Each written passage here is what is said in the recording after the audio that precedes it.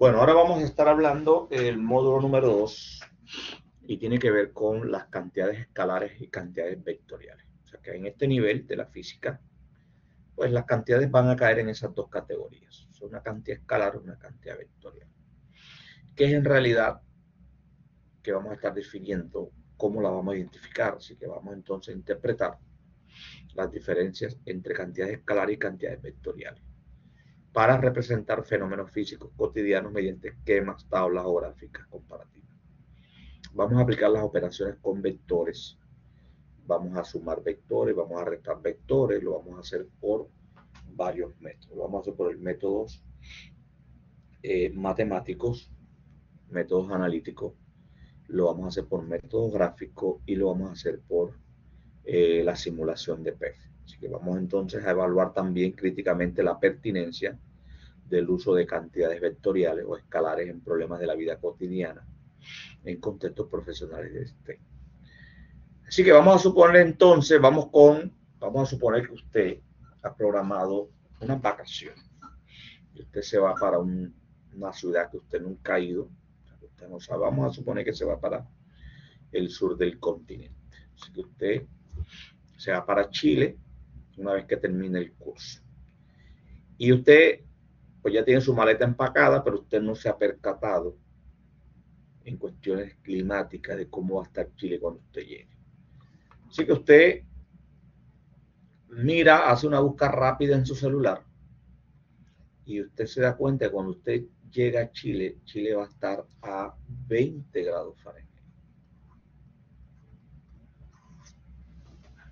Fíjate, cuando hablamos de 20 grados Fahrenheit, 30 grados Fahrenheit. Inmediatamente, pues usted, si no ha empacado ropa adecuada, inmediatamente usted sabe, ¿verdad?, que eso es frío.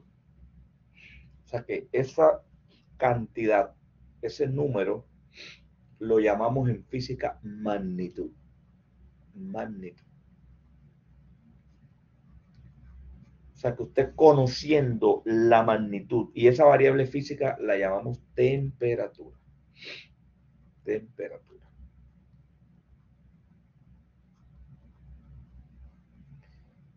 $20 grados Fahrenheit. O sea que esa cantidad física queda definida conociendo solamente la magnitud. Porque usted no necesita más información para saber cómo va a estar Chile cuando usted llegue. 20 grados Fahrenheit, eso es frío. O sea que ya sabemos la temperatura. Entonces, esas cantidades físicas que quedan definidas conociendo solamente la magnitud, las vamos a llamar cantidades escalares. La temperatura.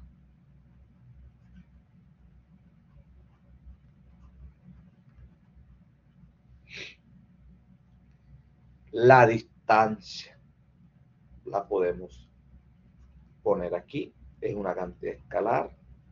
El tiempo, la masa, son cantidades escalares. Estas cantidades escalares, usted las puede sumar, usted las puede restar, las puede multiplicar, como hace con los números. Así que usted puede operar cantidades escalares sin ningún problema. Entonces, pero van a haber otras cantidades físicas. Por ejemplo, si yo le digo, vaya a esa silla que está en medio de la sala, en medio del salón, y va y me le aplica una fuerza de 20 libras.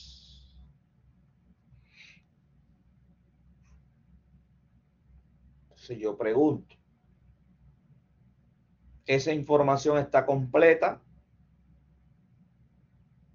Si usted llega a la silla, ok, está bien, llegué a la silla. Vamos a suponer que usted tenga un instrumento de cual que le permita medir 20 libras. Porque eso no es problema. Si quiere medir 30, 15, usted va y pica. Pero entonces usted llega a la silla y usted se pregunta, ¿qué hago? ¿Qué hago? Porque usted puede aplicar 20 libras a la silla hacia la derecha, hacia arriba, hacia abajo, hacia acá, en todas las direcciones. O sea que aquí tienes infinitas direcciones en la cual tú puedes aplicarle a la silla las 20 libras. Entonces, pero si yo te digo, ve a la silla y me le aplica 20 libras,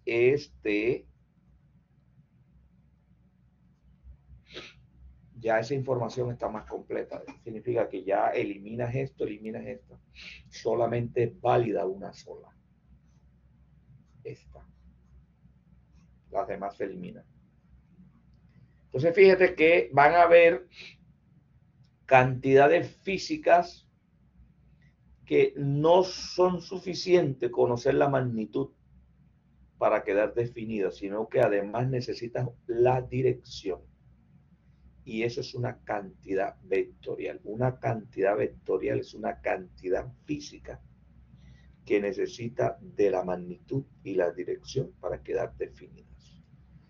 Todavía no hemos definido, pero todo el mundo tiene un concepto de lo que es fuerza. La fuerza es una cantidad vectorial. Fuerza. Cuando aplicamos fuerza.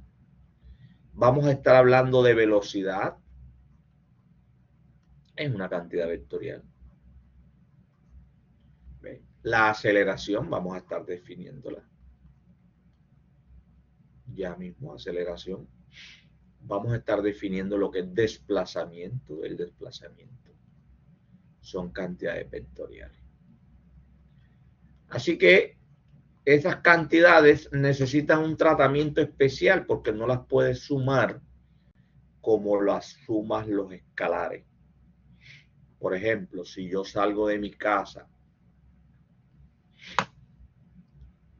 y yo a caminar, yo salgo de mi casa a caminar, vamos a suponer que este es el este, oeste, norte, sur.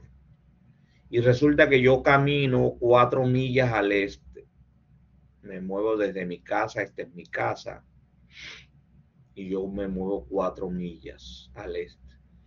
Y después me muevo 3 millas al norte.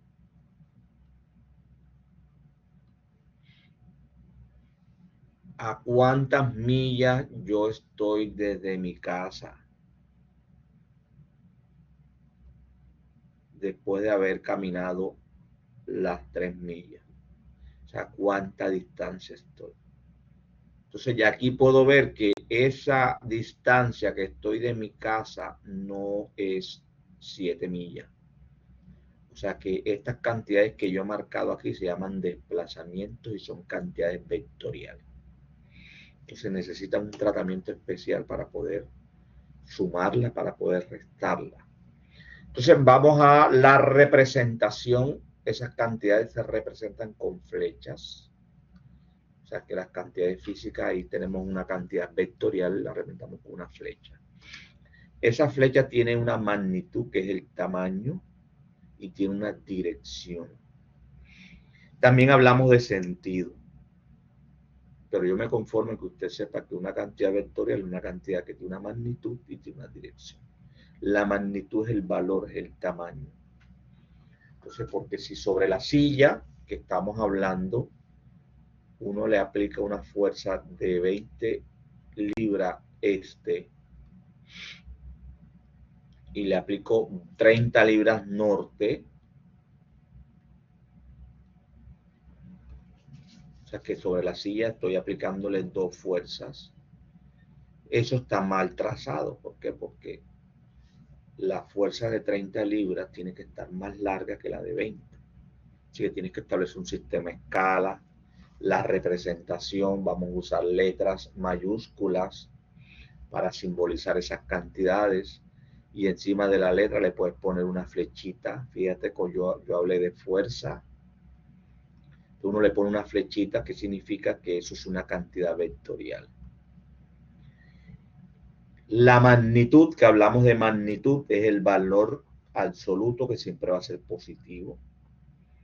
Ese valor siempre va a ser positivo. Y la dirección la vamos a dar el ángulo con relación al eje de las X. O sea, aquí tenemos el eje de las X en plano cartesiano, XY. Entonces, trazamos una cantidad vectorial desde el origen. Fíjense, el ángulo lo vamos a marcar un ángulo Z. O sea que aquí tenemos el 0 y nos vamos a mover en sentido antihorario. En el sentido contrario a las manecillas del reloj, ese ángulo va a ser positivo. O sea que tenemos un ángulo de 0 a 90 grados, 180 grados. Tenemos 90 acá arriba, más 90 da 270 grados, más 90 da 360 grados.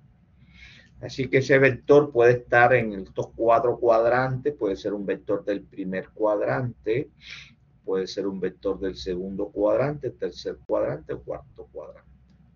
Así que esa es la orientación de cómo vamos a orientar los vectores, cómo los vamos a representar en un plano cartesiano. Una cantidad vectorial. Hay que establecer una escala, después vamos a hablar de esa escala. Así que aquí me hablan de una velocidad. La velocidad dijimos que es un vector, vamos a definir después lo que es velocidad. Es una cantidad que tiene una magnitud, en este caso serían 5 metros por segundo, y aquí tienes la dirección, aquí tienes el origen de la flecha y el final de la flecha.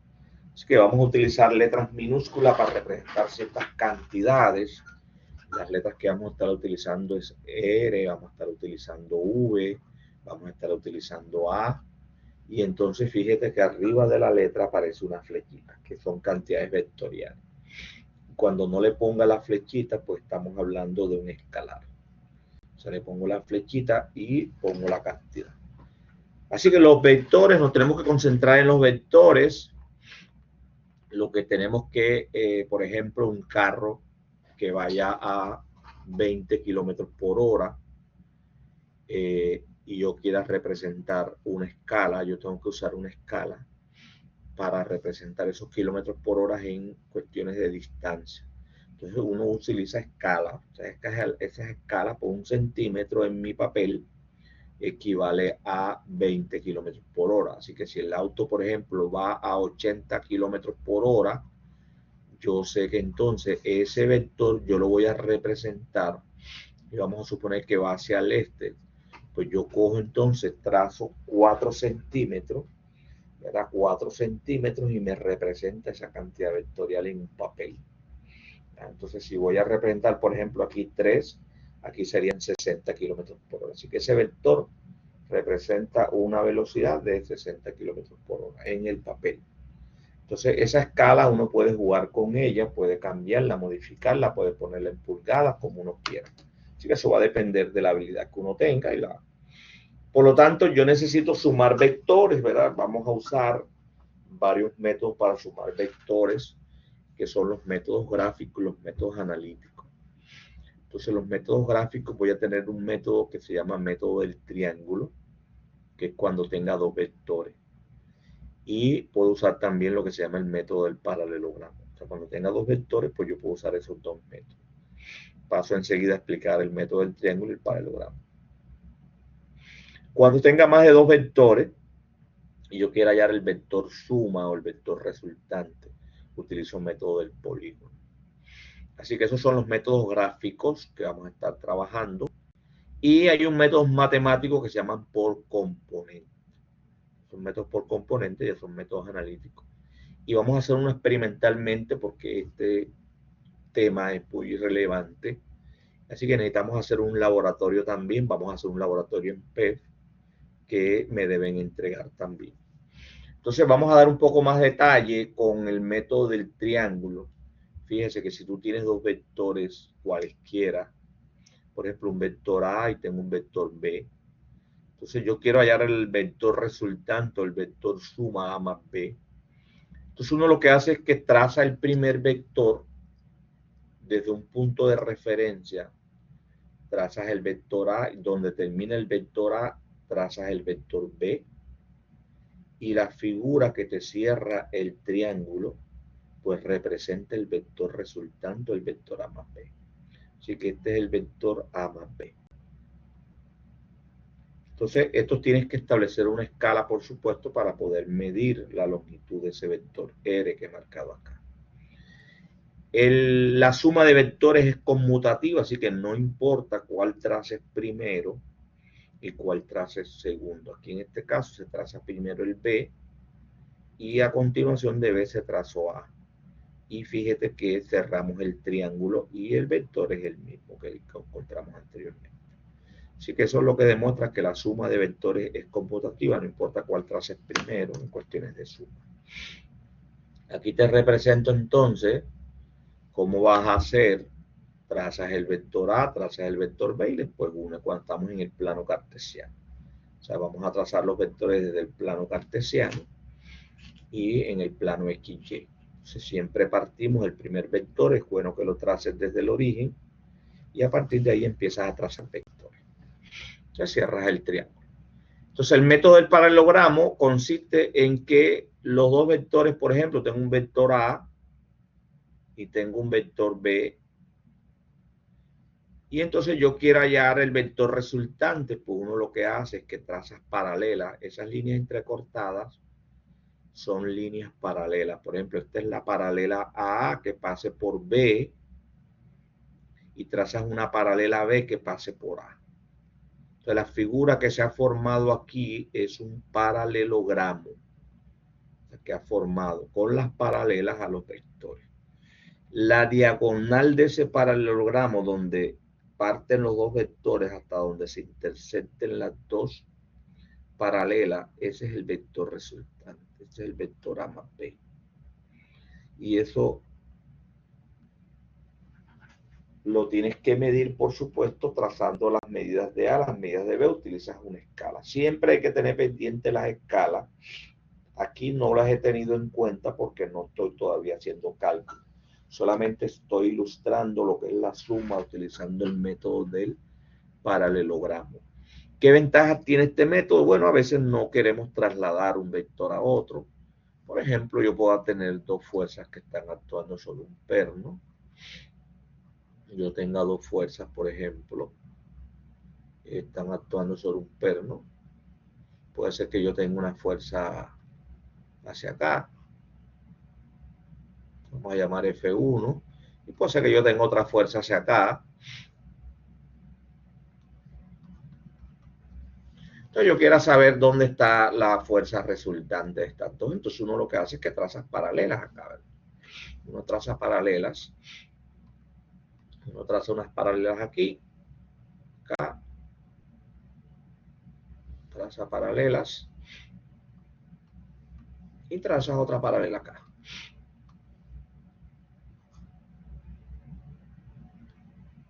Entonces uno dice, bueno, esa resultante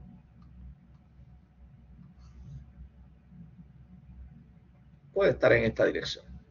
Uno puede decir, esta resultante puede estar aquí. O sea, a veces uno no quiere trasladar los vectores, simplemente traza las paralelas y uno dice, si esas dos fuerzas me van a producir un efecto de la resultante. O sea, esa es la ventaja del método del paralelogramo con respecto al método del triángulo. Aquí tenemos en resumen lo que es el método del paralelogramo y lo que es el método del triángulo. Tengo dos vectores cualquiera, E y D. Cuando vayas a hallar la suma, la resultante, pues formas un triángulo con los dos vectores. Y aquí formas un paralelogramo. Ese es el resumen de lo que es el método del triángulo. Cuando uno tiene más de dos vectores, ya no puedes usar ni el triángulo ni el paralelogramo. En este caso, lo que tienes que usar lo que se conoce como el método del polígono.